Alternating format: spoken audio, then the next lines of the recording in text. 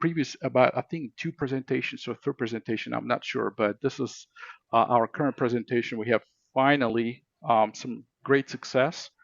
It was a very good moment when the first I saw the traces. I could not believe because I honestly did not anticipated that, but it happened.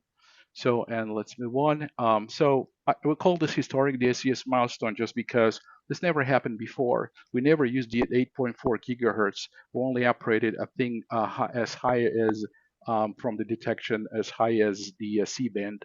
And X band, we didn't know how antenna performed. This is the first time proof that our antenna not only capable but also DSN grade.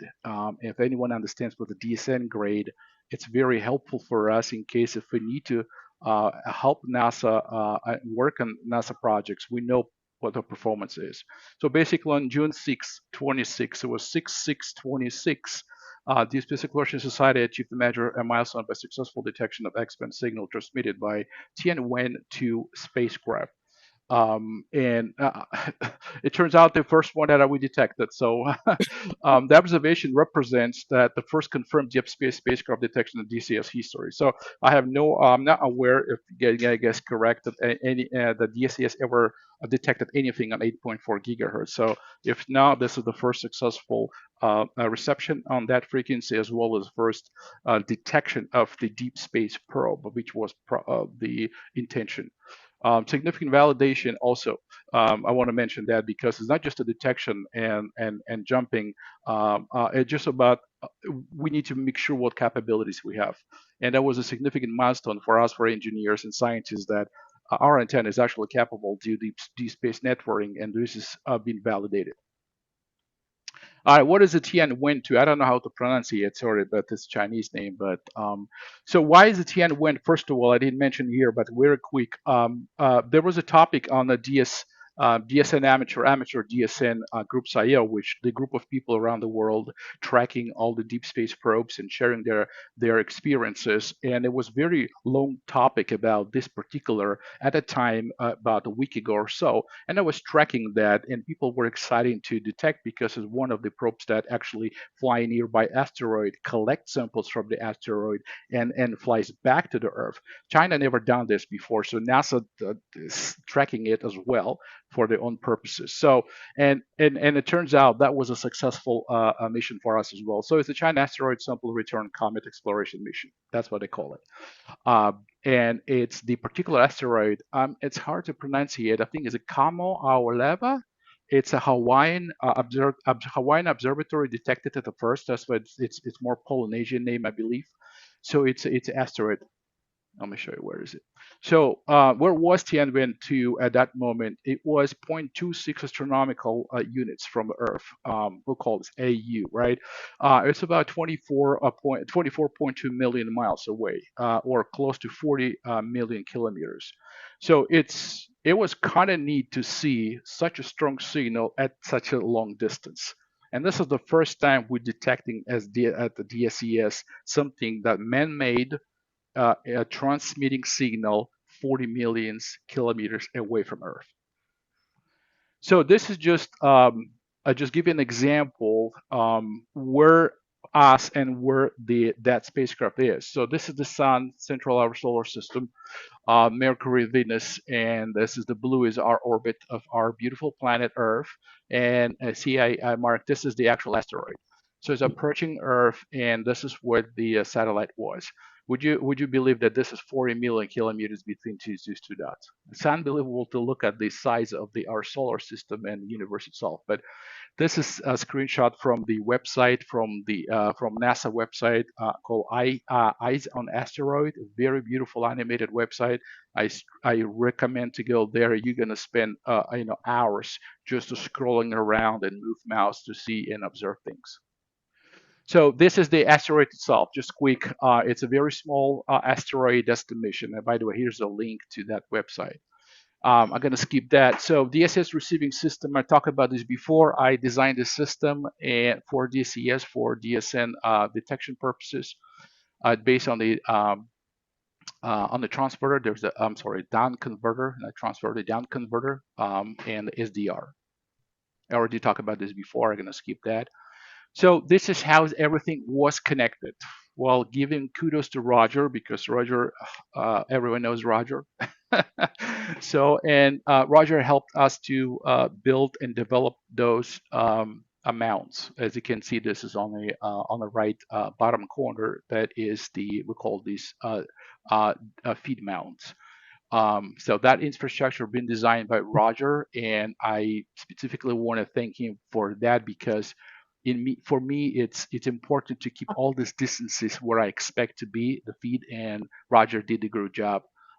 So thank you very much, Roger, for that. So this is how the feed with the equipment been installed. And this is what the equipment data collection we call this DCPM, data collection and processing module. Humans. So the signal itself, when I observed first time, it was roughly about 20 dB. I was already jumping. I was so happy, and I proved that that was because if we move antenna a little bit, like a zero point 0.5 degrees, the signal was completely gone. So it was telling me this is directly from there. So how I found it? Well, I used the GPL Horizons inference data. So because without that, you cannot point antenna anywhere. So and then at peak, at some point I was detecting 30 dB. This is the highest signal I've seen. It 30 dB was emitted from that satellite. So and I proved that and verified this in 3 different software. Dump software, very nice, and DSES custom DCN detection software is actually on our server, and GQRX. All this software operates under Linux environment.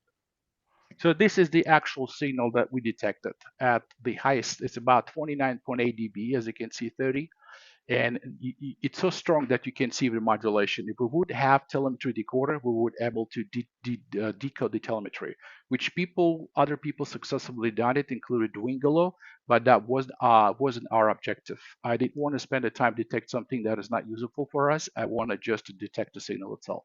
So this is how we determine what the signal is and what's the origin of the signal. So the carrier in the middle, and we have some modulation, as you can see on the side. It's pretty wide, as they call QPSK modulation. SatDump is it's an open source software. Is anyone interested? You can go and download that software and play around. It's a lot better than GQRX, and it's open source. You can do everything. You can attach your Python codes as well.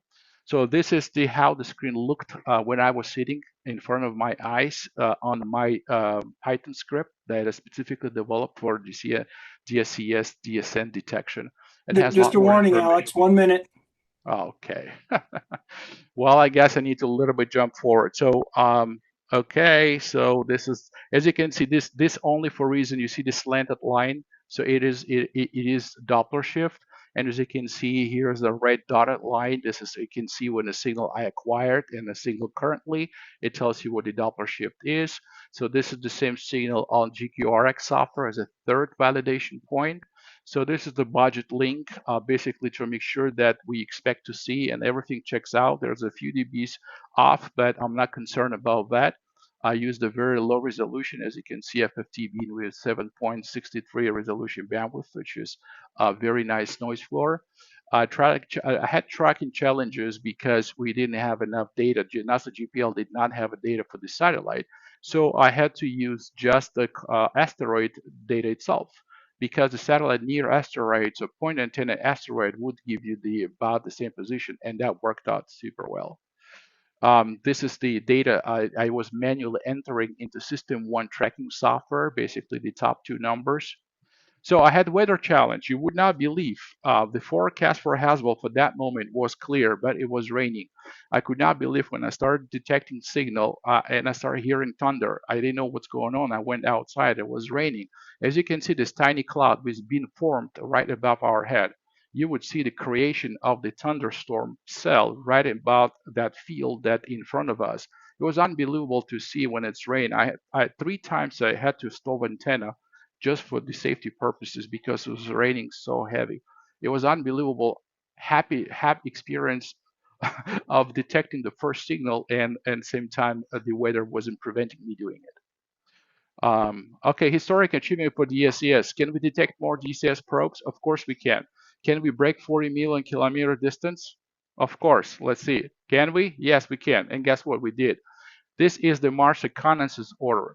I was so excited on the first experience I didn't want to leave Haswell without doing something very significant. So this is the more significant than the first detection. I did not post this yet. I will post more detailed report. This is just for demonstration purposes. This is the signal from Mars rover, and you see the curve is curved in different way. It tells you that the satellite is orbiting. It's orbiting something. In this case, it's Mars. It's orbiting towards us and away us. That's why you see the frequencies shifting lower and frequencies shifting higher, and then you kind of constant at a point where is the closest point to Earth. So it's three different time stamps of that. So and then what do we have? This is the last. This is when they stopped telemetry, and it was kind of neat to see when it's you see this curve on the right side and it breaks and then frequency jumps higher and then it breaks. It tells that the NASA sent the command to shut off the telemetry, and then telemetry shifted to different frequency and cut off a few minutes after. So it's actually seconds after. It was interesting to see the operation in real time that NASA commanded. And I look in DSN now, the signal was stopped. So this is the proof that we indeed received the signal. By the way, this is the 324 million kilometers. Forget about 40 million. So we're moving forward with 324 million kilometers detection at the DSES site on 8.4 gigahertz. So light travel was 18 minutes. The signal you see on the traces, it was traveling 18 minutes before it was detected by our system. All right, questions? Well, I want to add, we're not stopping on this. Our ultimate goal to detect Voyager 1 and Voyager 2 before they disappear. It's going to be a lot complicated and difficult task, but it's doable. We need to do some modifications, improvements, but our next step going to be detecting more Mars orbiters that we have currently, as well Juno New Horizons. If we're going to be able to detect New Horizons, which is the third man-made object of furthest point from Earth, and then Voyager 2 and followed by Voyager 1, then our mission on DSEN are going to be successful, so we can add it to our capabilities in future participate in other projects that NASA wants, perhaps. All right, I'm done. Okay, and we'll cycle back to any questions also at the end. All presenters, I would suggest you open up a chat window and leave it to the side, because what I'm doing is I'm giving people countdowns for your presentation time in chat, if you would. But go ahead and take it away, Rick. Okay, I'm done. All right. So I think the next thing was, what was the next thing? It was the Pulsar training and Pulsar training, yes. Well, I've made substantial progress, but we had, as most of you will know, we had phase one of this project was a training course on preparation for going to Haswell to actually try to detect pulsars. If you don't plan ahead, you're not going to succeed. And that we had that Zoom meeting. It's published on the website for anyone to go back and review it who didn't go there. And now I'm working on phase two. And phase two is collect data as though I was at Haswell, but here in the lab using the Pulsar simulator that Ray designed.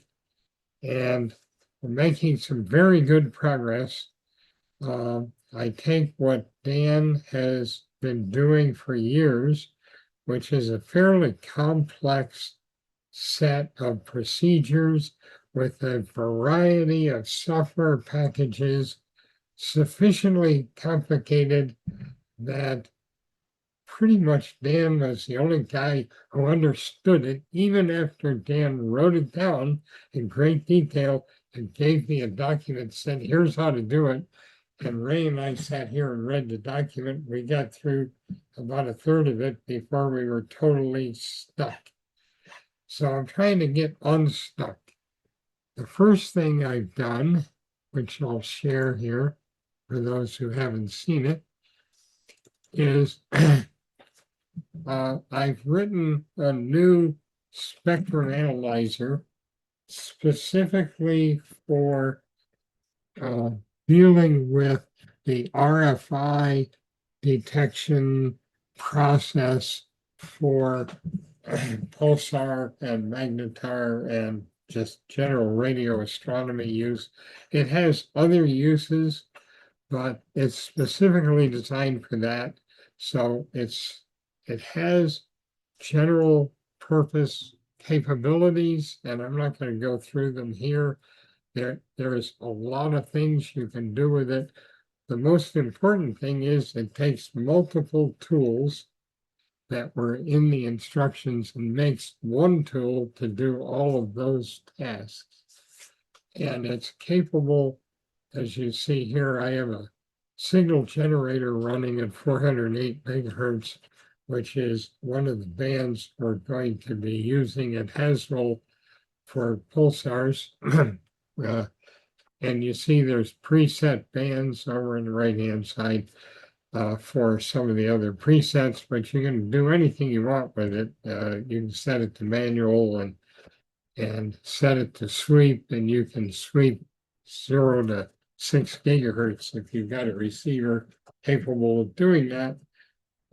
So and it's plug and play. So you plug in any SDR and it will detect the SDR, detect the capabilities of the SDR, set all the parameters that you can choose and the limits of what you can do based on whatever you plugged in. It doesn't care as long as it's an AirSpy product, an SDR Play product, a Pluto, HackRF, or what we're going to use here and what I'm using right now, USRP V210. That's what we're going to be using in the future for everything. So that's one thing I've been doing, and I'm right now in the process of trying to figure out all the steps and the software needed to collect the data and to process the data. And the processing is Presto and Tempo and so forth. Well, I'm going to integrate some of that into this spectrum analyzer. Right now, it's capable of recording data, but only in SIGMF format, which is an IQ data format. So, 10 seconds is like a gigabit of recording, and we don't want that. We want the customized recording files that are used by Tempo that are much, much smaller.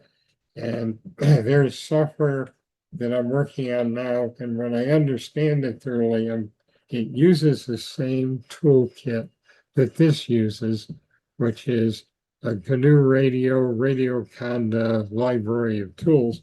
So I think I can roll in some additional tools and incorporate it right into the spectrum analyzer so you can watch that while you're recording the Pulsar data instead of having them separate tools.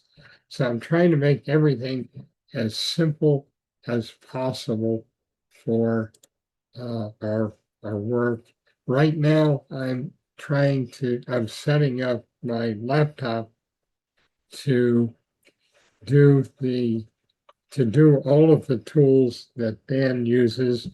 Some of them will run on Mac OS, some will not. So I have a virtual machine running Ubuntu, and that's dealing with the Presto and some of that software, which is not fully vetted on Mac OS yet. And I'm going to take the laptop down and try to use that in place of the supercomputer that Dan brings every time he comes out there. Eventually, that computer will come here and then go to Haswell permanently. So we need room for an additional keyboard, monitor, mouse, and so forth. That computer that has the multi-core machine that's the most powerful computer DSES has, will stay there permanently and become remotely accessible so that Dan can still do everything he does. He'll just use remote access with probably, I'm not sure yet, probably with Tailscale and Rustdesk or some combination. So we're going to make it so everyone has access to the machine that does the processing. So anyone who wants to do pre-processing, data collection, or post-processing doesn't have to go to Haswell. All we'll need is somebody at Haswell to monitor the antenna to make sure the steering goes properly. And other than that, you can actually do Pulsar work from home. That's our ultimate goal. That way, people who live far away can, all they need is a couple of volunteers to be on site for safety reasons. So that's where we're going with all this, which is a simplified set of tools, a permanent computer with user accounts so that people who care about this stuff can log in and operate remotely or go to Haswell as they choose, and training courses to get everybody up to speed on how to use all of this. So I'm very excited about where we're going. And that's all I have to say about that, because I've got lots of minutes left and I might need them for the next subject. Can I ask a Go question, for Rick? it. Any questions? Yeah, can I ask a question, Rick? You can ask all the questions you want. I've got 3 minutes left. I'll be quick. So I'm assuming that's a Linux, right? It's the Linux environment is a Python code, right? No, the spectrum analyzer I just showed you, which is going to have all these features, is already fully qualified on Linux, Windows 11, and Mac OS, native Mac OS for both Intel Mac OS and M4 Apple Mac OS, which is a different world. Yeah, so that All those environments are already tested and running. right. So I think what I was going to ask is can that script can be run on DCPM module? Can we install that to on the DCPM module? The one that we Uh, currently use for and use for Artemis and everything else. Is it possible to run in there? um, I believe so, but I'm not sure. Let's see. If the module you're talking about is the Raspberry Pi 5 that I left there, is that the one you're talking Yeah, about? there's Raspberry Pi 5 and then Nuke of Windows. So there's two Yeah, computers, I'm Windows and I'm going to Pi. replace that with a more capable machine uh, that I'm going to donate. It's not a supercomputer, but I'm going to replace that. But so I don't know. I haven't tried loading it. I could. It runs on Linux here, so I might try to load it, just see if this is too much for it or not. Okay, well, thank you very much. I think we'll talk about this later, so I don't want to waste your time. Go ahead. Okay, no problem. Any other questions before we move on? No. Okay. The next subject is EVE 26. I probably have less to say about it, but it's more important. We we have received the funding we requested to proceed forward with EVE 26. The problem is that even though we're looking at the Venus in October, October is already too soon. It's almost impossible for us to do everything we promised ARDC that we would do in the proposal, but not quite impossible. It depends. So we have been working on a plan to a multi-path plan, and a lot of it relies on Alex's good graces to proceed forward.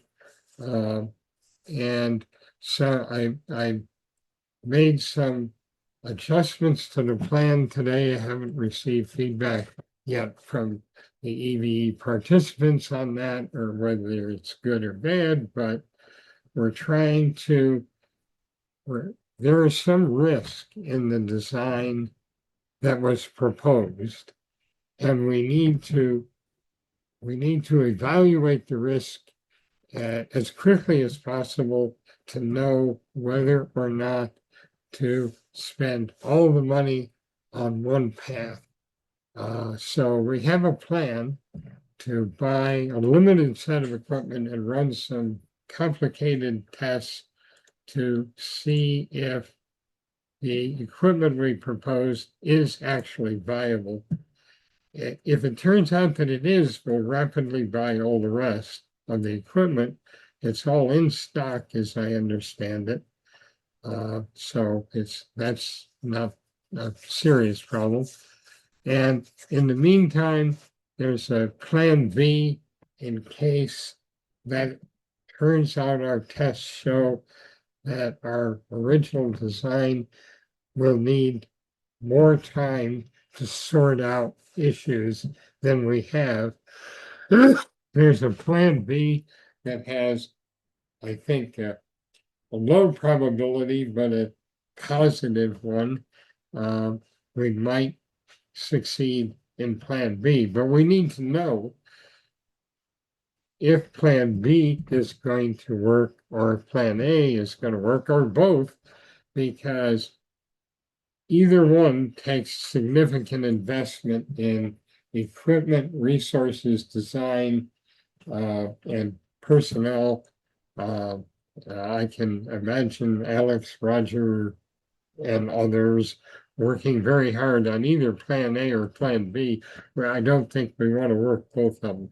I'm not going to go into a lot of details about what the plans are because they're not fully vetted by the team yet, but I think we're now on a forward path. I think we have enough money between the grant and the leftover funds from the previous grant to do pretty much either path, maybe both paths. I think we're adequately funded, and I think we have enthusiasm.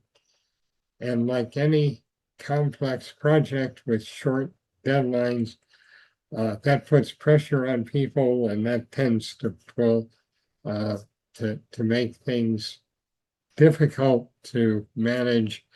We don't have time that we would like to sort out every detail, but we're working hard on it, I think. Alex might have something to say also because he's a key member of this team.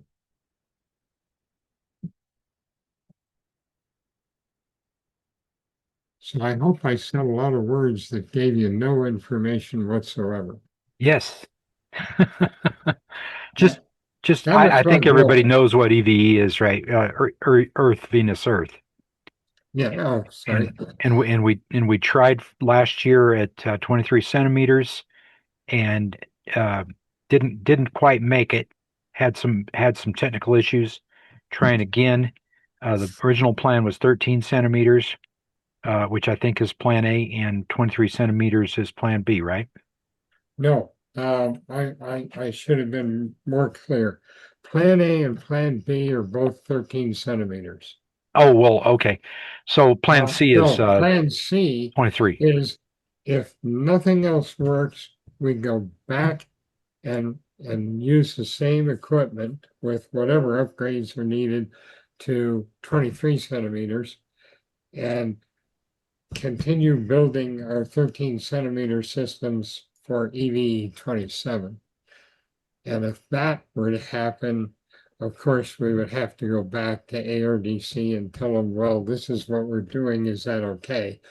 But so Plan C is not our first plan. We're working very hard on two 13-centimeter solutions. So therefore, Bill, we're gonna start spending money on the Plan B right now, which is Okay. procuring parts to build the prototype to see if it works. Because even though Plan A, called Plan A, our way to move forward now, it's Plan B. We're still working on Plan A to try to something already existed.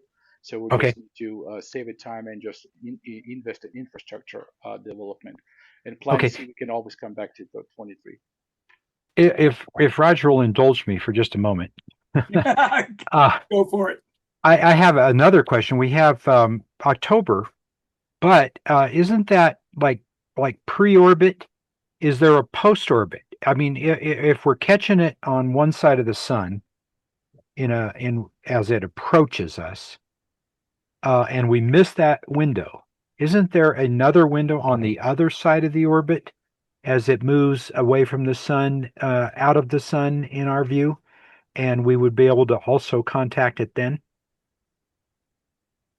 Well, the answer is no. As you phrased it, no. The if you go back and read the proposal that was presented to ARDC, there is a paragraph in there that describes what you're talking about. And what we have is there are two ideal points. One is when Venus is closest to Earth, and Mhm. one is a little off from that by a couple of days when the side of Venus that has the maximum reflectivity is facing Earth. So, and they're a couple of 2-3 days apart, I think. And those are the best times to look. But then on either side of that is at least 10 days or more. So this is really a window of at least 10 days. And we should be planning to staff this thing, this observation for that entire 10-day period. But that is coming and going, that 10-day period. And beyond that, it gets to be tricky. Okay. Okay. So it's not like last time where we show up on Saturday, it didn't work, we all go home. No, we got 10 days to get this done. And we should use all of, and maybe more, maybe 20.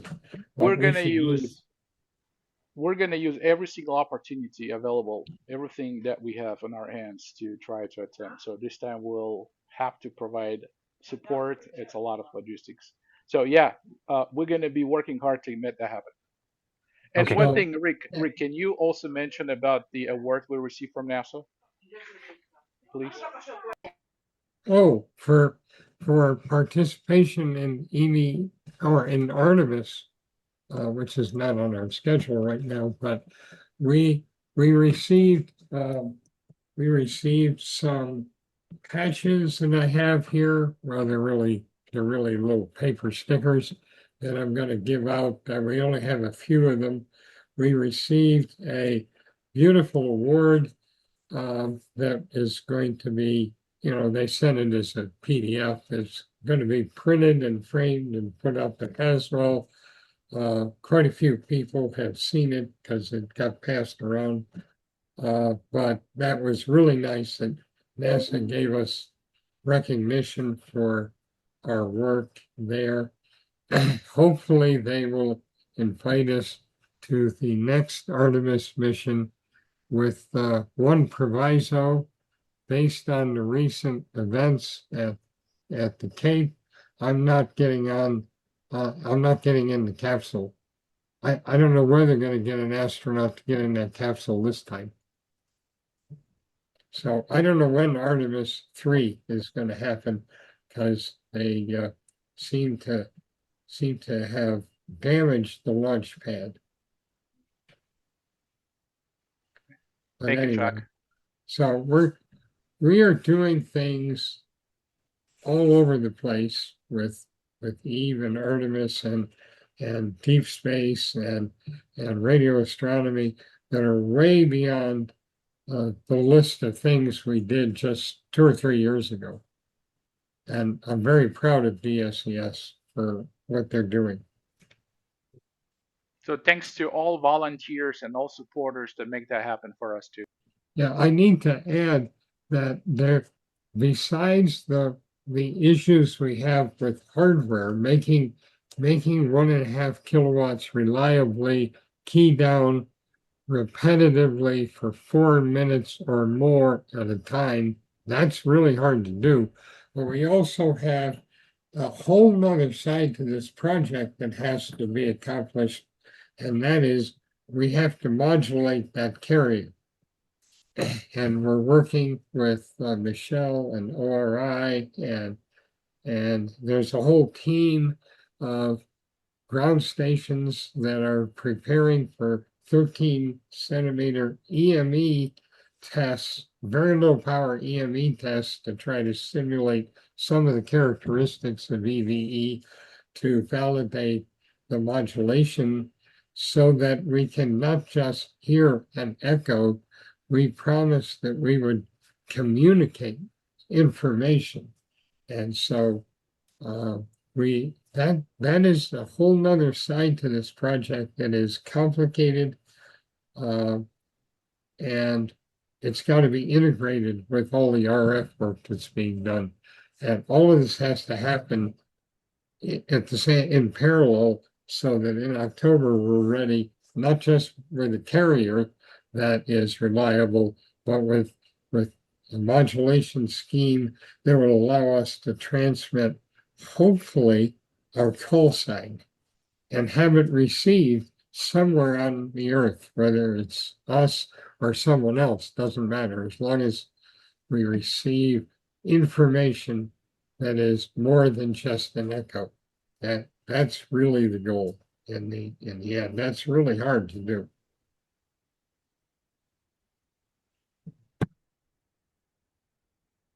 Okay.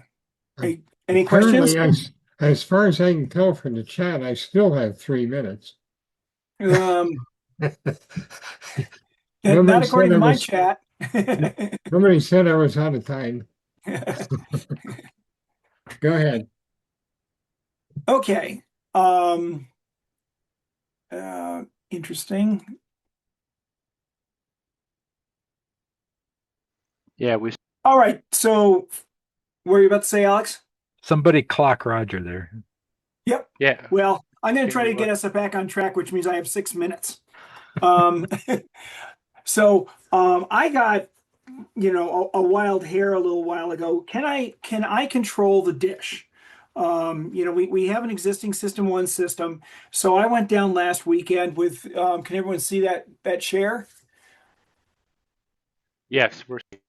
Okay, so I went down with this little prototype board that has a Jones connector over here on it, and just plugged it in where our manual and our computer drive went, and actually I was successfully able to drive the dish.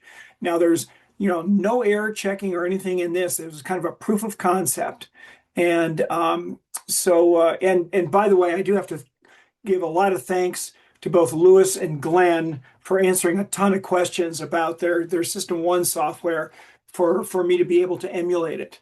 And kind of where, this is kind of an open-ended project. I don't have any definitive goals, but one of the things I'm thinking of is, we have a 30-foot dish that will be coming online, hopefully in the next year or so. And we also have a couple interferometers, which I don't think we have any active work scheduled for, but they can be controlled as well.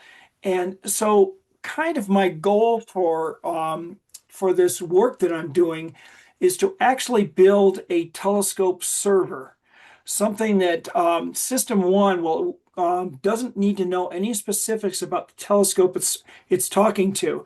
This will abstract the telescope to a general interface that System 1 can talk to and move the dishes without having to know anything about encoders, motors, motor controllers, you know, gear lash, hysteresis of the system, anything like that. All of that should be built into this because we do have different telescopes that have different motors, different motor controllers. So at some point, there's going to have to be some specific software developed to control those dishes. We can't come up with really generic code, but the idea is to encapsulate the drives as much as possible, so as little code changes as possible when we port things to a new dish, like the 30-foot dish or the interferometers. So kind of my goal here is to see if I can kind of get some stuff moving in that direction and create a telescope server for system one to use to be able to drive this telescope.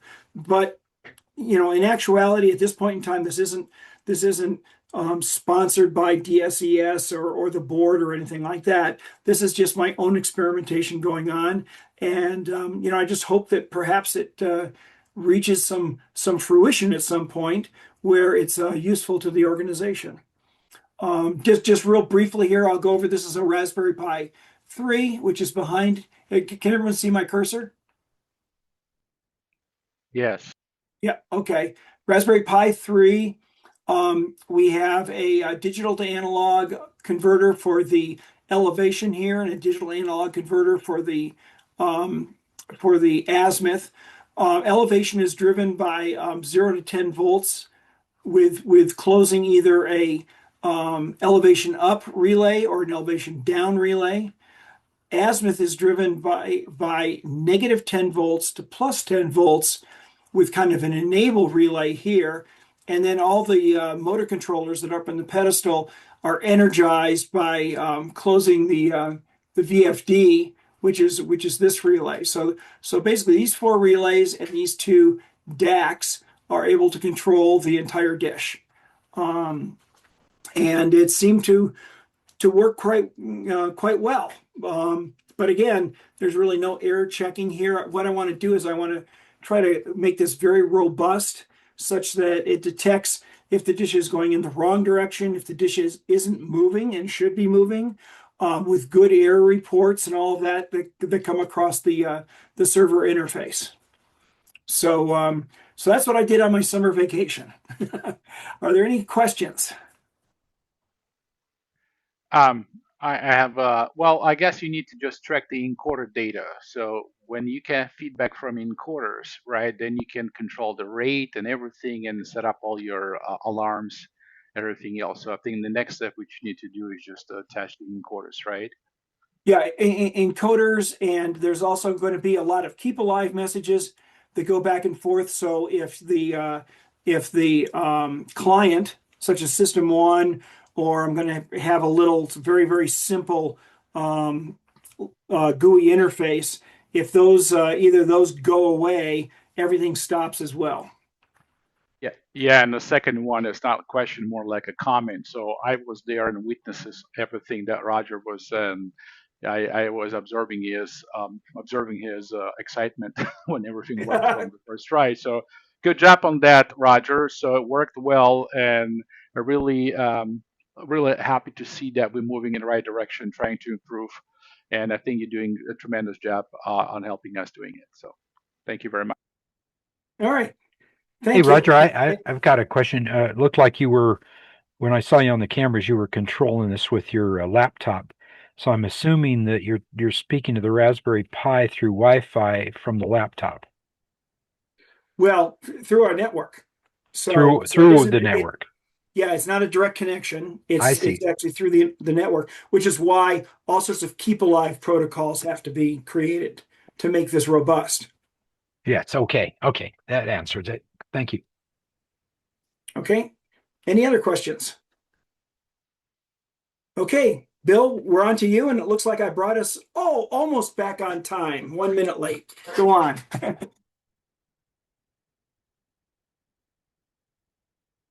Let's see, I got to stop sharing here. There we go.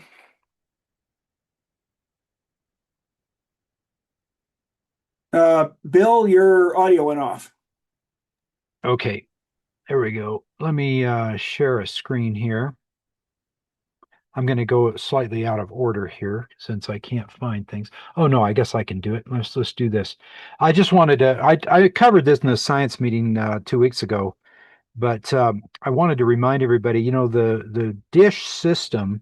We're working with a 60, 70-year-old product here, and it needs maintenance. And this was one of the gears that drives our azimuth, and it's completely worn out, and we didn't know it. And we've already broken one chain with this system, but we got to start paying attention to the maintenance of the system, or all of these projects that we're doing are not going to be valid because they're going to break. And so that's kind of important that we watch that stuff. Um, oh, cloud system unreliable. I haven't seen Ruh-roh. that before. Uh-oh. So that was one thing. The other thing, oh, I know what the problem is. I don't have enough disk space. So anyway, just to let you know, that's one of the problems that we have is everything in the system is that old. We've got to start checking things. We got to start doing some maintenance. On the website, there, I'm going to share this other page here. Um,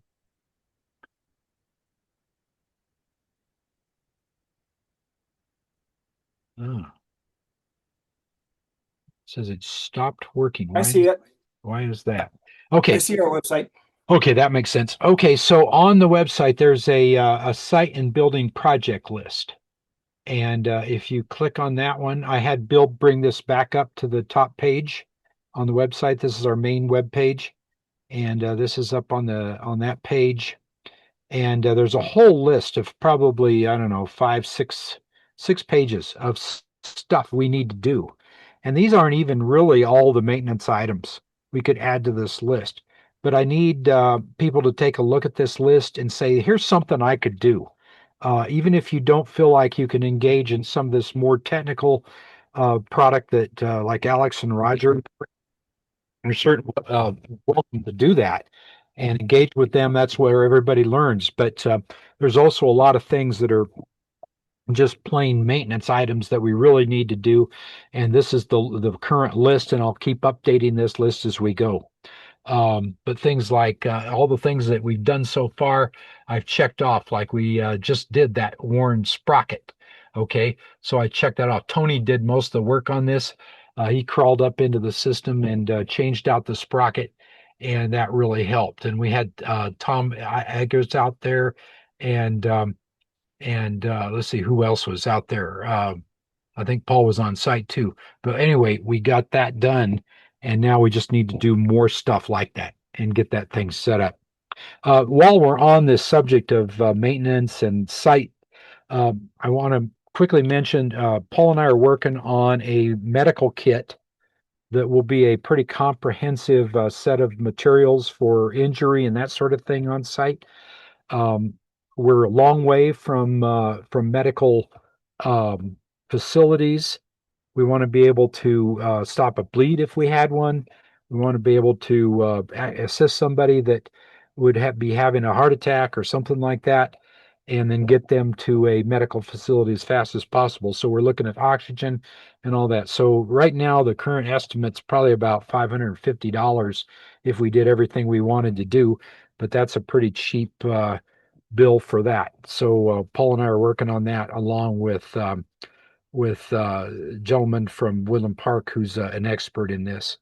Um, Also, I want to remind everybody. What's that? Go ahead. It's Chuck. I was going to make a suggestion. One other thing to include with that is a like a laminated sheet posted near the door, where several places that has the exact address, possibly the lat long phone numbers for the emergency services in the area, in addition to 911, so that all of that's available to everyone. Good Because point, Chuck. I something agree happens, 100%. that's always the Yeah. thing, Okay. throws people. Yeah, absolutely. I can do that. Also, Oh, Bill, we need to have temporary signs in place because one thing that when I went to pedestal and open, there's something fell on my face, and that was the rattlesnake skin. So it wasn't there last time. So definitely rattlesnake was there. So it's a season right now. So we jumped out like crazy out of there because we didn't know next thing we're gonna hear something. So that I think we that's need to have some post temporary signs. I'm I not afraid, but I'm afraid. I agree. In fact, I have the original rattlesnake plaque that they had at the site when they built the site. A gentleman that used to work at the site actually got that for us, and he sent it to me, and I'm going to bring that to the site and post it. But you're right, in all those locations, like in the sub buildings in the bunker, we should have rattlesnake signs to make everybody just remember that we're cohabitating with rattlesnakes out there. Yeah, and the other suggestion I know we can think about this the eye washing this eye washing stations so, because we do some chemicals sometimes I guess. So if Yeah. something we accidentally rub our eye and get some chemical on it, how we gonna wash and do we? I mean, we're not gonna run to the kitchen and open the sink, right? So something like that, I guess, gonna be Yeah, helpful. that's a good point. One of the things we ought to do is everybody that works out there should go to Harbor Freight and buy these $2 plastic sunglasses or clear glasses. It really helps your fatigue out there. You don't get the dust in your eyes, the sand in your eyes as the wind blows, and it keeps any metals or materials that we're working with in the band saws and things like that out of your eyes. So that's really a useful thing to do. In fact, I'll pick up a few of those and have them out there in the kitchen for people to use. But I use those every time I go out. Hi, this is Speaking this of is all the safety stuff, yeah, go ahead, Adrian. I'm sorry, I have a question, or perhaps also a suggestion for the medical kit. Is there any consideration for perhaps including an AED in that system? Yes, yes, yeah, we're including that. Oh, okay, great, fantastic, Yeah, thank we you. have one that's in the kitchen, Oh, okay, great. and we're talking about the potential of getting a second one for the bunker. I'm Oh, not fantastic, sure. thank you. I'm not sure we need that in the bunker because we're starting to use the bunker less and less. But that would be a good thing to have, and we do have one in the kitchen. We need to Um, mount that on a wall instead of putting it in a cabinet like it is now. I thought it was on the counter. Oh, is it on a counter? Yeah. Oh, it was Yes, in a it is. cabinet. Okay. Yeah, it is. Well, while we're talking about safety, also the buddy system. One of the things that is really important when anybody's at the site, unless you're just, it's one thing like Alex was there last week by himself for a period of time. We got to have somebody there with people. And so, if you're going to do work on the site, you need to have a buddy with you, somebody that if you get hurt, they can call out, right? They may not be able to assist you medically, but at least they can call somebody. And we're going to have the call posted. Actually, if you just dial 911 on any of the site phones or on your cell phone, you can get assistance at the site. But everything comes out of EADS. It's one number in EADS for everything, and 911 will get it there. Um, also, And go ahead. yeah, I just want to comment this. You're absolutely right, Bill, because that's why we rely on volunteers. And that's why we have to post all these events that we're planning in advance to make sure that we have some help from volunteers. And this we Yep. truly rely. And in this case, we rely on volunteers, and some people call out in the last minute, canceled. And that was not enough for me because I'm not local. I have to fly, so I couldn't just simply do that. So, but next Right. time we need to make sure we do have allocated ground resources and people can volunteer. Just come. I have to arrange and make a call to invite people to come. So. That's right. Well, and also, it's one thing to be in the building, safe by yourself. It's a whole nother thing to be climbing and all that. So nobody does any climbing or tower work or anything like that if there's not a buddy on site. Um, also, we have a checklist by the door, and I don't know if this one's on the checklist, but we need to add it. When you leave the site, there's this checklist by the door, and you need to go through that checklist, make sure all the doors are locked, all the lights are off. Alex, you left the outdoor lights on, so the outdoor lights are still on down there. So the next person that goes down, I think Glenn's talking about going Thursday, and I'll remind him to turn off the lights. Uh, Also, fire control. One of the things we kind of had a interesting situation. We were in the cleanup day where we had a lot of people come out to do the cleanup. I think it's Megan came out and she had a basically a water truck and started a fire in the at the bunker ramp to burn up the rest of the weeds on the bunker ramp.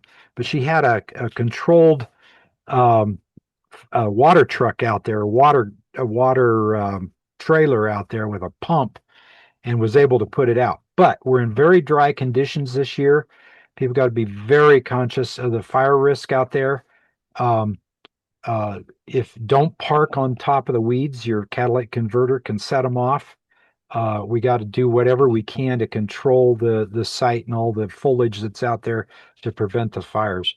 But so that's about all I had. It's safety, safety, safety, guys. It only takes one accident and we're completely out of business on this whole excursion. And so I want everybody to be as careful as they can and always back people up. That's all I got. Bill, I have a comment about the list. Can we sort this list, the action items, by the priority? Because I see something that we need to purchase because we don't have a critical spare. So in other words, if the chain breaks, so what's our we're down, we need to go and buy the chain. Why we're not going to buy a chain and keep it there? So things Well, like something is really priority, let's do it now, something can wait. Can we do that? sure. Sure. Yeah, we can reprioritize the list. I kind of have it right now by the subject. So I have all of one subject like 60-foot dish and pedestal Yeah, the under easy gonna one be group. just put letter P under each thing you see. It's more called priority than anything else. Just put Yeah, I letter had them P. by A, B, C, D, and then I said, well, that's too complicated. So I took took it out. But you're right. No worries. Just a comment. Hey, Bill. Yeah, go ahead, Don. Um, what's the current state of our drive gremlins? Yeah, Don makes a good point. We have some ghosts in the machine, and I believe that they're some kind of ground current or ground loop flowing off at high frequency flowing off of the azimuth drive. And so we've got to figure that one out too. And that was the one that caused us the failure, I believe, caused us the failure in the Artemis setup. If we have these currents flowing onto the D to A converters, it blew out the D to A converter on the drive and or on the control mechanism, and we had to then manually control from then on out. So we got to track this down and solve it. And Oh, we that's a good one. might have to look into some optical decoupling on data lines and such. Well, I don't know about that. I was thinking about just having a voltage follower amplifier behind the D to A converters, and then if we do lose it, it's a cheap part rather than $100 part. Rogers D to A converters were a lot less money, but we can't use those with the lab jack. So Right. I don't think we can. We might be able to. Okay. But a simple 741 op amp as a voltage follower behind this D to A converter would isolate, at least isolate the sensitive equipment from this thing. But we still need to find the thing. What's the gremlin? So we had a problem with the elevation this time, and that happened when the Roger was testing system, and that's then happened also, and we couldn't identify it and find the root cause, and then it's start working by itself again. So it's kind Hmm. of weird that this problem occurred a few times and passed, and then occurred, and it can occur anytime. You have no idea what's causing it. Yeah, and we've seen this that problem with the elevation encoder going offline.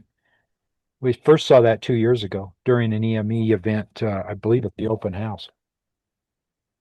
Yeah, So, I just want to clarify one thing. We didn't have any problems with the elevation when my equipment was hooked up to it. oh, It was Yeah, later yeah, on. yeah. It's not, yeah, nothing to do with the Rogers equipment. So it's I'm not well, typing. that's a possibility. I'm not It's saying it that's not a it was possibility. during the same time period when that happened, but it was Yeah, two it was the different weekend I was events. down there. Yes, and Roger was touching the equipment. Yeah. Okay, I'm going to stop the share here and let you guys have it back. And then Um, work. Go ahead. go ahead. No, I just want to say this happened only once when you was there, and the whole other 2 days, literally not 2 days, but day and a half, it never happened. So Okay, so I'm the gremlin. no, you are not. Okay. Actually, I wanted to before we kind of open this up, I want to take a minute here, and we do have at least one new person here tonight, and I'd like to recognize anyone else that's new. So Matthew, I'm going to pick on you, if you don't mind. Why don't you introduce yourself and tell us a little bit about you? All right. Am I unmuted? Yes. No, yeah, you're okay. Go for it. All right. My name is Matthew. I am a high school sophomore at Colorado Springs School of Technology. I was brought here by Rick, who I connected via email, and my call sign is Alpha Foxtrot Zero Foxtrot Oscar AF0FO. You can hook me up on QRZ for more information. It's not too fancy. I just started ham radio about a few months ago. Um, through Pikes Peak Regional or Pikes Peak Radio Amateur Association, and I've gone more into astrology, or not astrology, but astronomy, and I wanted to do more stuff with antennas. Some of my more focus interests are antenna theory and electromagnetics and propagation. So I would like to volunteer a little bit more for uh, DSES. So nice to meet you guys. Oh, awesome, Matt. Well, welcome aboard.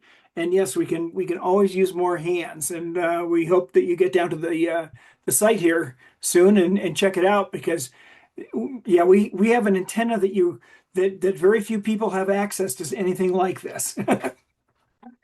And when is the EME contest? Can someone remind me? Okay, sorry. Next one, the IRL gonna be in October. October. Okay. Oh, same as Venus. Yes, and it's about the same time, so I'm afraid we have to cancel that for this year and focus on Venus. Okay.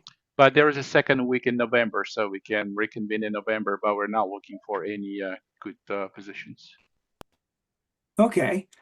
Do we have any other new members here or people that have just joined us for the first time at our engineering meeting?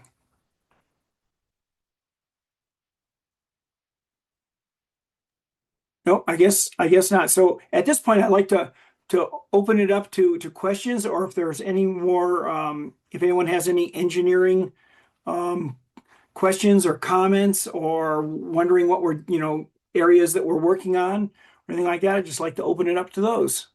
Anyone? Hey, Roger, one thing about the Except EME, Bill? except Bill. Well, did I go No, over my time or what? no, you were fine. Thanks. He has a Trump gold card. Don't forget. While we're talking about EME, there's no clean for September, October. I was looking at the EME possibilities, and it turns out all the Saturdays for September and October not good for EME. And so we're going to have to do an open house apparently, unless we want to do one in August, which I don't want to do because it's 110 degrees out there, for EME and for the open house. So I don't know if we'll be able to do EME for open house, but maybe we can think about something else that we want to demonstrate for open house. If we can get the radios moved and the towers up, we might have a much more extensive ham radio demonstration for open house. So how about if we cannot do EME, how about we can do DSN detection? We can show people that we're tracking Mars rover or something else. Well, there's a thought. Yeah, if we can line it up during the daytime, that would be pretty cool. They're the Mars rovers were during day. There was always something that we can find during day. So Yeah. Hey, Yeah. Bill, Yeah. Bill, Go ahead. Go ahead. have you looked at the cameras in the last few hours? No. Well, about The reason 6 I hours ago. asked, I just saw on the Weather Channel that Pumpkin Center had 2-inch diameter hail Oh my. and tornado warnings. Oh my. So I just thought you might like to look at the cameras. Right now it's fairly clear out there. There's something off to the north, but it's not bad. We have a building still standing. That's all I do we have a wanted to. building still there? Yeah, the building's still there and the lights are still on. Oh, okay. That's all I needed to know. But last time Ray and I came through Pumpkin Has- Center, it was pretty good, pretty brutal. I was going to say we might have put some motion detector bulbs out there or motion detectors on the external lights. Oh. Well, there's a thought. Yeah, we could. Well, They're not RF. They're yeah, they're Oh. just photo cells. Yeah, yeah. yeah, that's a thought. But see, I mean, other if thing- we leave the switch on, they'd be on at night anyway. So they No. are LEDs, so they don't No, burn much they power. don't. Right. They'd only be on if that's the point to having the motion detector. They'd only Oh, be on okay. if somebody came Okay, that to makes set sense. them off. You know. Well, when we get the cameras, that was my plan, was to have motion detector lights out there so that if Okay. anybody does approach the building, the cameras will be lit up. That's good. I just logged into the computer, and as you can see, this is the DSN system up running right now. So yeah, everything's still good.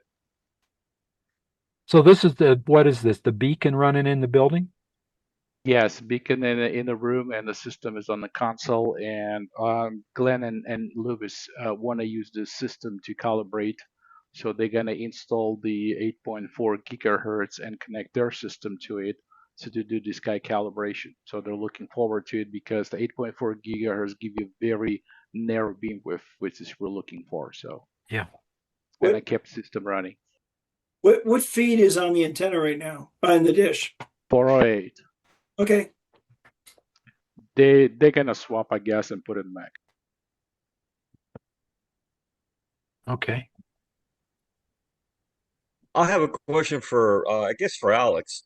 Alex, on the feed for the X-band and the waveguide, is the theoretical focal point of the dish at the septums for the polarization, or is it all the way back to the monopole pickups? Well, that's a good question, and I'm asking the same question, Adrian, because Okay. this is something I mentioned at the very beginning. There was something we need to improve because I didn't want to Just- kind of like take my time out. I can answer And- that. Supposed to be just inside the lip, just inside the mouth. Yeah, I'm assuming what we is just inside the mouth, probably quarter inch of inside the mouth. That's what my rough estimation. Or we could tune it if we put a Kumar pan on it. Yeah, to choke on the. Yes, I don't believe we have a pure optimal feed with the FD ratio right now. So, and that's why I see a drop of a gain. We're supposed to see signals more. So it tells me that not a whole entire dish eliminated. So that needs to be kind of subsequently conduct some testings. But I do have a second feed that are more optimized for our dish. And my plan was next time to bring the second dish and mount that. I'm sorry, dish feed, so I can mount the second feed and run comparison testing. I have a question for Adrian. Adrian, were you asking where is the focal point? Well, the theoretical. Well, The you might know focal where the point- focal point is, but Yeah, I was the asking. focal- Go ahead. No, I was just asking the theoretical focal point into the waveguide, because I've seen various descriptions. Some say just inside the opening of the feed. Some say focal point should be all the way back at the monopoles where the pickups are, and No, with septums that some say that should be at the septum. So I don't Yeah, know. no, no, no, not it's supposed to be at the phase center of the feed, which is yes. just inside the mouth. 100%. Yeah, Yep. 100%. One thing I want to comment here, we do not know, we estimated the physical focal point based on the measurements, and we were successful using feeded on point, but doesn't mean it's 100% optimal for everything we do. But there is also a phase point of a dish where we don't know where it is. So theoretically, phase point and the mechanical point, well, based on the FD ratio and all depth and everything, should be matched, but we don't know that. So that's why I built a Z-ax rail so I can adjust the feed back and forth to try to find out. But we removed this feed and we decided to put at the known focal point. So the focal point not inside of the mouth, it's right at the edge. And I think Roger confirmed that last question I asked him before he left. Yeah, Is that right? I'll let Roger answer that. Go ahead. Yep. Yeah, the actual focal point is exactly 24 inches in front of the hub. Okay, and that we have confirmed many times. Correct. The phase center is going to depend on the antenna that we're using. Apparently, this 8.4 gig feed that you have, if you think about it, we're focusing a 60-foot dish into about a 1-inch orifice on the waveguide at the front of the 8.4 gig feed. And so phase center is like milli-inches on either side of the front of that feed. And so Yeah. it's working beautifully. I mean, you got 30 dB at 200 and what was it? 400, Well, 40 Bill, million the kilometers. the fact that we received signal from MRO, Mars Reconnaissance Orbiter, and it was, I believe, Tony is here. At some point, we had like 6 dB over the noise. It was exciting to see Yeah, 323 million kilometers. So I'd that's right. say, you know what, not to complain about anything. I did not expect the feed going to be right where it's supposed to be. We have some lack of gain, but you know what? At this point, we're detecting. But if we want to do more precise measurements, such like Doppler tracking, at residuals, etc., then we need to be precise on that, which going to be separate test. And I have already. It's going to be array of the antennas that we're going to try to find the perfect focal point for all frequencies of our interest. But that's nothing Yeah. to do. But I was surprised that we're so accurate. And also one thing I On want to mention this, also. for this, at that wavelength, it's going to be a function of temperature. I hate to Yes, tell you. yes, it is, and I was able to drop my noise to about minus 155 dB. Such a noise figure I had, it was surprising to see such a level. But I dropped my resolution bandwidth as low as possible as well. But temperature, it's the very good factor that you need to account for all these measurements. So I also want to mention System One guys. I want to recognize those guys because I didn't expect it. I always had kind of back in my head the concern about that we're not accurate enough, especially with the NR25 encoders, which don't guarantee 0.1 degree precision. But it looks like when I use the data from GPL NAS, we're right spot on.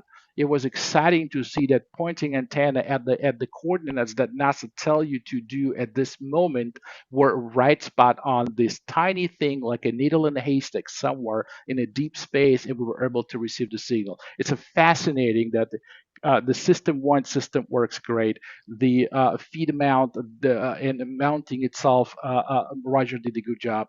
The portion I contributed worked fine. It was great to see that all this contribution and effort worked. Yeah, what is our beam width at 8.4 gigahertz? 0.14. 0.14 degrees. Yeah. So let me Cool. explicitly say thank you, Glenn, since Glenn's on the Yeah. Thank you, in the Glenn. meeting. Yes, because we had a phone call. I had phone call with Glenn before I detected, and I was kind of expressing frustration that this is the third attempt, and that we could not detect it. I don't know what's going on. I know the RF system works. I have no idea. We're in the focal point, or we offset it, or whatever's going on, or we are not accurate enough. But when I detected signal and I switched to manual and I did manual, and then I in the manual movement proved me that the automatic is actually it matches. Then I start using all the automatic, and then I start plugging the numbers and try to detect anything possible.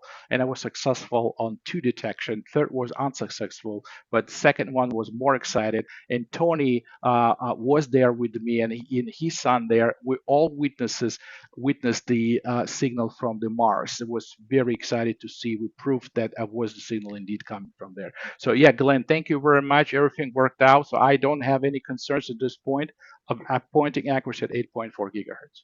Well, that's good to Alex, hear. we need a certificate. You could come up with a certificate for detecting first spacecraft for Well, these two, so we can hang it on the wall. Okay. yeah, I'll send another topic. I want to send more detailed information about Mars rover detection, Mars orbiter detection. And after that, I would expect either Bill or Rick can publish this on under our DSN page.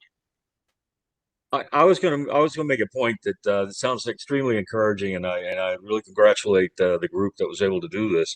I would like to point out, however, I believe, if I'm not mistaken, both of these targets have been reported to be detected with as small as 3 and 4 meter dishes.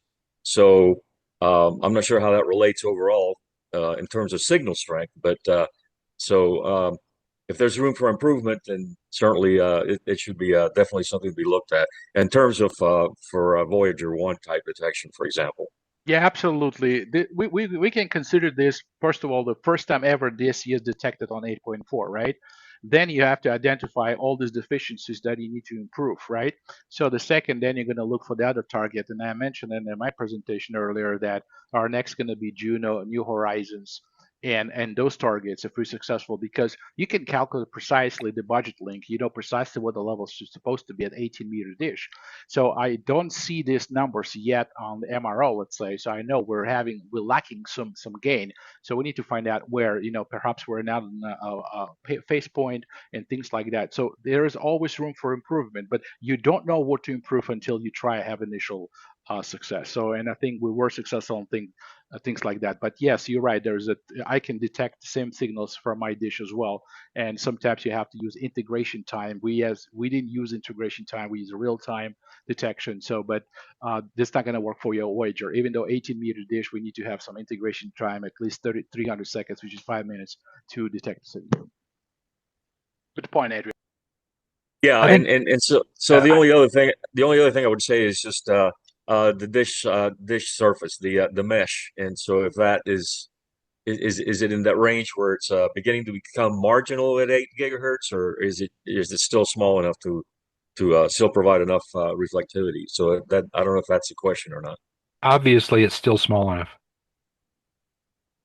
Otherwise, we wouldn't get anything. We think this is good at least 10 gig. Yeah, based on the holes we have and the distance between the hole, we certainly capable up to 10 gigahertz. I'm not sure as the efficiency drops. All my budget links I incorporate roughly about 55 percent, which is 0.55 index and zero point 0.6 max. Perhaps we have more than that. I wish we have more, but I can't. So I use this kind of very conservative approach for all calculations. So, but it's yet to be verified. Once again, there's a few things we have in our mind how we can improve, because we need to have a constant signal. We can't rely on DSN probes because the propagation isn't stable. The signal fading because the spacecraft is rotating. There's the Faraday effect involved, and I clearly saw these movements on the screen. So we need to have a reliable source, perhaps something beacon, something in close proximity, so we can have a constant signal. So we evaluate our dish more closely. Right now, we kind of confident that the pointing it's accurate enough for us. The system works, and we just need to make sure that the focal point is optimal, and FD ratio for the feed it matches the FD ratio of the dish. That's important for us as well. So we'll look into that later. Have you thought of JWST? Was that the Yeah, the Deus web, web? the web. The Yeah. web. I don't think they transmit on X band. They transmit on S band. Oh, I thought they had an X band link. Okay, man, I I could could be not. mistaken. Yeah, I could not find X band. If you find something, please let me know. I'm looking for that because I was looking for it. And all DSN now system, when I was looking when we were talking to Jeff Webb, they always use S band because it's not that far where we can think. But maybe they do have X band, but I'm not sure. Well, I think at least later on this year, I think if I'm not mistaken, the Nancy Grace will launch, and it's going to go to the same L point. So, and that might have X band, but Yeah, and, uh, and and I saw that, and by the way, I work on it, so I'm kind of great. happy, and I do have a big poster from NASA signed for that, so I'm very happy that I Oh, participated in that project. that's beautiful, fantastic. I think Well, thank you. I'm going to jump in here. I think Glenn was going to say something. We cut him off. Well, that's okay. I just want to say thanks, Alex. We've been working on this for quite a long time, and I'm happy to see that we're pointing as accurate as we are because we've never had a really chance to calibrate it at those frequencies to see how we're doing. So it's really good to hear that we're pointing well. So thank you. I appreciate it. Thank you, Glenn, and thank you, Lewis. I mean, you guys did most of the job, so I just confirmed that Yeah. everything works. So I'm looking forward for results. If you can use this system to for calibration and scanning, it's there, it's operational. I already explained to Lewis what needs to happen to disconnect the R2 SDR to connect your SDR radio to it. So, and just to mount as is, plugs into a beautifully made by Roger mount. So you're good to go. Okay. Well, I'll probably get a chance to talk to Lewis here the next day or so. So that sounds good. Thanks a lot, Alex. I appreciate it. Hey, Glenn, as long as you're there, could you tell us briefly what you're planning to do on Thursday? Well, what we're going down for Thursday is there's the 12-bit encoder system, the Raspberry Pi up in the top of the tower, which is kind of our backup system these days. Something failed on it, and we're trying to figure out what failed and trying to get it back up and running. So we're going down to work on that. We're also trying to collect data on two different things. One is we're looking at new trajectory algorithms that we've been talking about for about a year or so, and we want to collect some data on that. I've got the algorithms up and running with a GUI program that'll actually command those algorithms, the trajectory stuff. So we're going to collect data on that, and then the other thing we're going to do is we're going to collect data on voltages versus rates. And what that is essentially is we're going to look at as we get less and less voltage going across to see how slow we can actually command the azimuth uh, axis. Right now, we don't think we can command it slow enough to do something like sidereal track. But we're always interested in seeing if maybe we can do that. So we're going to try to collect some more data to see if we can actually do that. So we're going to look at voltages and what kind of rates come out of the different types of voltages we're going to command. So So, that's the plan right now. We may also try to do what Alex was saying as far as changing the feed, but the other stuff kind of has priority. We'll see if we get to it or not. yeah, if you want to change the feed, feel free to give me a call and I can walk you through how to change the feeds up there. Okay, that sounds good. Thank you. And also, since you're talking about sidereal tracking, one of one of my concerns is if you can get any data about the brakes on the system, because I'm wondering what the duty cycle of the solenoid is. Because if you're going to sidereal track, you have to hold the brakes off 100% of the time. And the racket those things make because they're solenoids, and I just worry about heat buildup. I have no idea what their duty cycle is spec to. Well, the problem we're running into is the way we actually do trajectories now, we're turning the brakes off and on every time we command it. So we say, okay, go back to the trajectory, go back to the trajectory. And the more you do that, the more you manipulate the brakes and the solenoids. And we're probably trying to reduce how much we're actually doing that.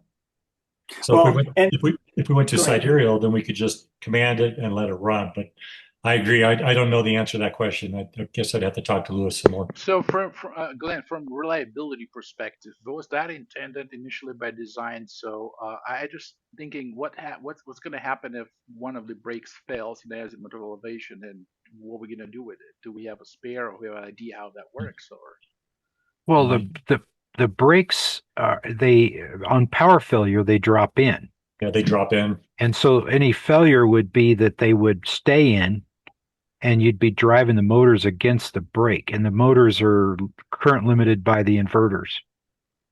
And there's also fuses in series with them. So if it worst case, you'd blow the fuse. So, but there's some actuator, some solenoid, right, that you command to engage. No, No, it's a it's a AC. Um, well, I guess you'd call it a solenoid, but the AC um, magnet pulls the brake out, and then it's returned with a spring.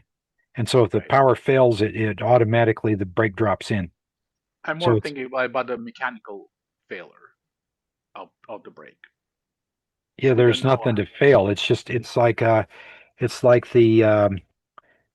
thing in your air conditioner on your car, like the solenoid clutch on the air conditioner. It's about like that. Yeah, If you're you see the sprocket, right? It was worn out completely. yeah. Do we have an idea that there's something inside the brake worn out and it's something about to fail tomorrow or in a month or years from now? Do we have any understanding? So I'm just thinking, can we do something to, like, let's say, buy the part and keep it in case so we don't have No, a long lead time and downtime for it? no, No? You think so? Okay. no. I mean anything. The only thing it can really wear is the shoe, right? Okay. And when the shoe drops in, you're basically cut the power, and it's not like a high speed brake on a car, right? The thing's barely turning when it drops in, and it just locks it. But we see when we track, right, we all constantly engage on and off, on and off, on and off Yeah, when we yeah. I track. think you're over worrying on this. I really Yeah. do. Okay. You're overthinking this, and it's just not, and it's not something that I don't know if we can even buy one as a spare. It's one of these things. That's the thing about having a 70-year-old telescope. If we break anything on it, right, we're down until we can fabricate a new one. And it's just the way it is. And I don't know what else to tell you. We can't spare everything. Yeah. Well, you mentioned good thing called maintenance, right? Is this something we need to include in maintenance, things like that, so we can at least look at it? I mean, you're probably right. I'm overthinking, but I'm thinking the possibilities of things could fail, right? And Yep. since it's constantly engaged on and off, they obviously would be concerned after 7 years, right? I Well, think for 50 of those years, it wasn't used at all. that's right. So it's preserved. Yeah. Anyways, thank Anyway, yeah, that's what. go ahead. Go ahead, Yeah, Glenn. that's what we're going to be doing on Thursday is try to collect some more data just to get a feel for how the mount is working and stuff. Okay. Okay. Thank you. Yep. And I told Lewis, Glenn, I'm telling you, if you have any questions about how to connect the system, I explained what needs to happen. So just feel free to call me so I can explain. I'm having problems with my system. I'm having Zoom problems, so I don't know if you can hear me or not, but if we run into that, we'll give you a call. Thank you. Yeah, we hear you. Thank you. Okay, anyone else? Going once? Going twice?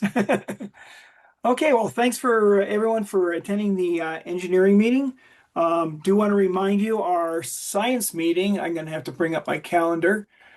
Science meeting is the 22nd of June. Same time, same Zoom link. And we don't have a agenda for that yet. But yeah, we will hopefully see you all then. Thank you very much for attending. Yeah, don't drop the line yet, Roger. If anybody wants to save the chat, they can go to the top right-hand corner and click on I believe it's save the chat on the little three dots, and you can hold the chat. And so if you missed anything there, um, and I think that's it. Paul always drops the call before I'm able to do that. So thank you for indulging me. Oh, sure. And Bill, by the way, the comment when we got there on Thursday, was it Thursday? Yeah, Yeah. Thursday. The Yeah. lights, outside lights were on also. So just FYI. Oh, that's interesting because I monitor this every night and I didn't see them on until you left. Well, they were on and we turned it off. So Okay. I don't know. Yeah. Yeah, actually, the bunker light, the outside bunker light was on when I went to the bunker. Oh, yeah. Yeah. So Well, yeah, we don't want to generally we don't want any lights on there when we're not there. now we know. Yeah. Yeah, Oh, thanks. And I one close all windows, and I close all windows too. I put shades on every single window. Oh, good. Okay. Thank you. final And also, comment. go ahead. Go Lee. for it. I'm sorry. In terms of X bands at L points, Soho, I believe, does do X band downlink. Yes, and I have that database. Was not able to detect them. So Oh, okay. yeah, I tried. I tried what was available, but unfortunately, I just ended up on a couple things. And Mars rover was kind of interesting because it gives such a long distance. But we'll try eventually during every single we have in the list. Edit everything that's possible currently on X-band transmitting. So next visits we try to spend some time, but we're going to prioritize E2026 first. That's our top priority right now, and everything else comes next. Fantastic. Great luck. Good luck. Matt, it looks like your hand's up. Did you have a question? And you're on mute. Hello. I wanted to ask, is anyone going to be at the Haswell site this weekend so I could see it? I don't know of anyone. I just know of Glenn on Thursday. Tuesday. But so my next trip down is going to be down there when I write the code to talk to the encoders. And I'll have to go down there and test that code. So I will be sure to inform you if I'm going down, and I'll try to bias that toward a weekend. Alrighty. Keep me updated, please. Sure. Thank you. All right. Well, then what I will do is I will shut down the meeting, and if I do it over here on the major console, everyone's going to go away. So good night, everyone. Thank you All for attending. Thanks for running it, Roger. Thank you, Thank you. Roger. 73.